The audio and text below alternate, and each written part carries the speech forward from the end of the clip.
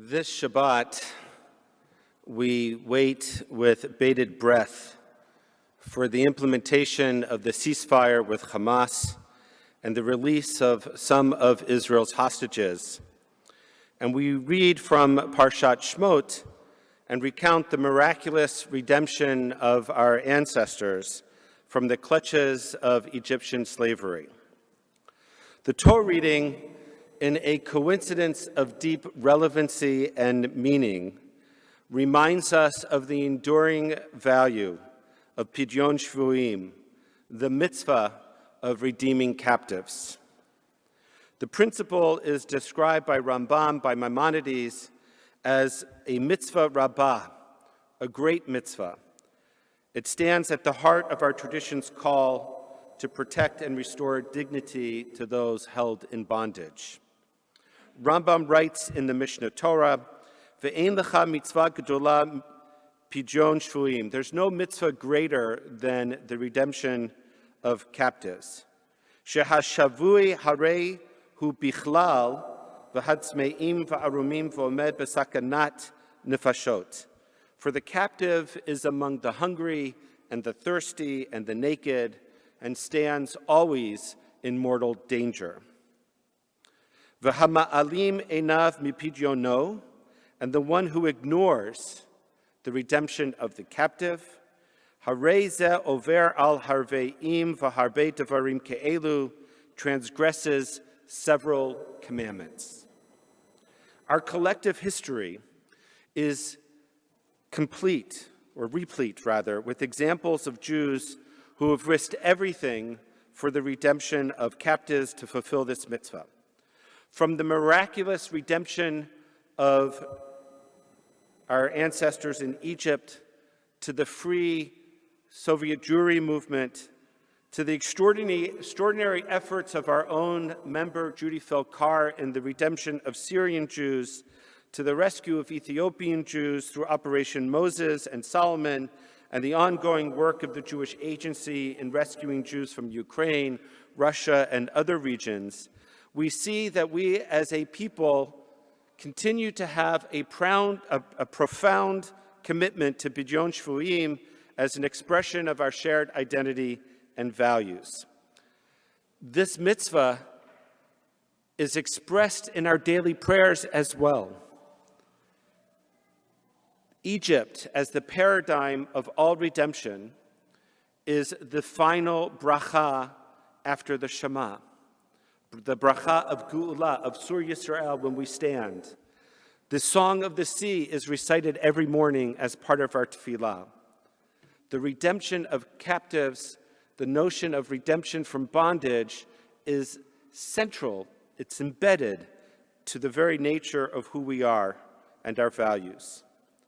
This Shabbat in particular, we hold in our hearts the anticipated release of some of Israel's hostages. God willing, among them, the youngest victim of Hamas's barbaric attack, baby Kfir, who turns 3 years old today. Two today. Turns 2 today. We have an orange balloon and a chair in our sanctuary, as well as in the chapel and the little minyan, as an expression of our hope of his return.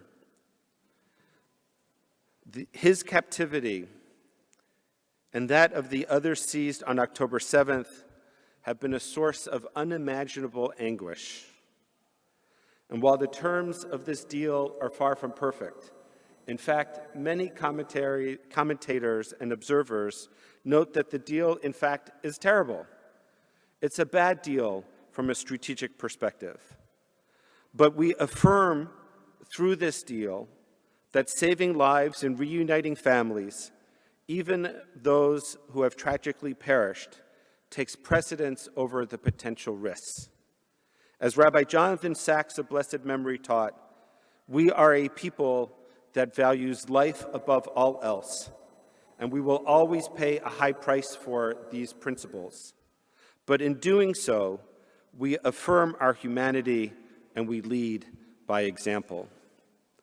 Indeed, while we recognize the risk that Hamas might seek to rearm or to reorganize, Israel's resilience and its strength, especially in recent months against the threats from Hezbollah, Iran, the Houthis, and Hamas itself, have demonstrated that we are neither naive nor defenseless. We know how to balance mercy with vigilance, compassion with caution.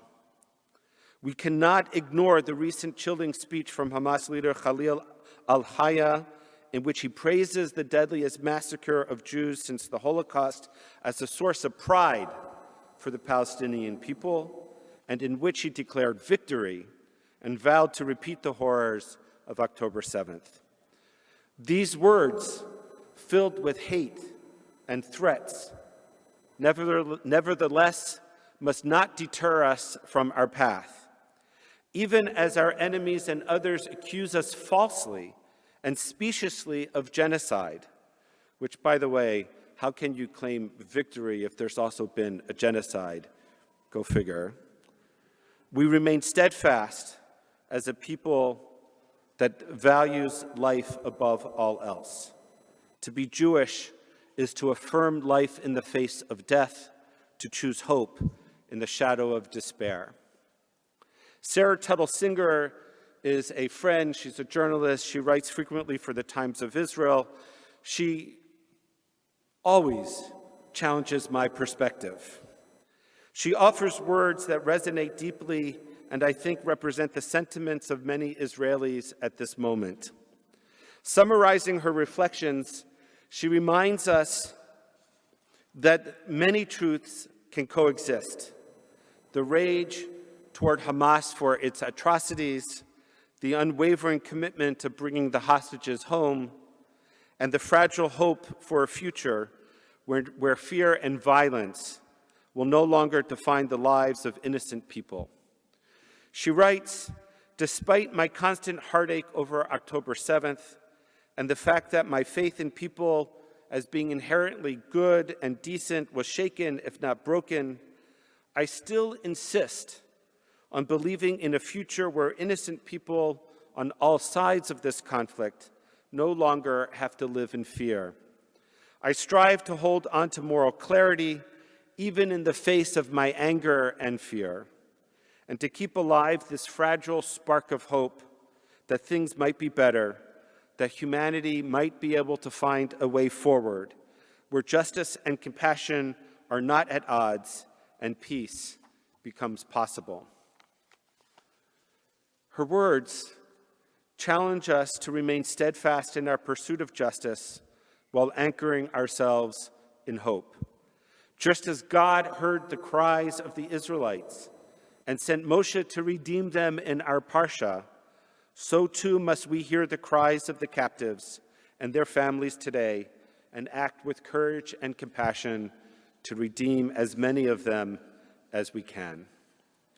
And so as we wait for the ceasefire to be implemented tomorrow, and the first 3 of 33 captives, most of whom, God willing, are alive, are returned, let us conclude with a prayer for the return of hostages entitled, May It Be.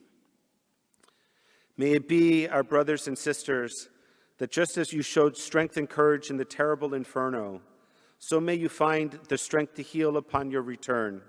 And as you walk the path of recovery, may you be embraced by the tens of thousands of loving hearts that never stop worrying, hoping, acting, and working for your sake.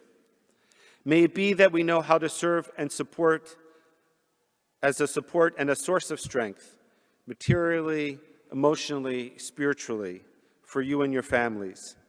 May we together weave the thread of hope for salvation so that your return will proclaim peace and herald good. May it be that we preserve the shared home. May we honor the light revealed in the actions of all those who never stop striving and crying out for your return. May it be that the memory of those we could not bring back safely and those who fell in battle be with us forever, an eternal flame of pain and hope, of sorrow and consolation.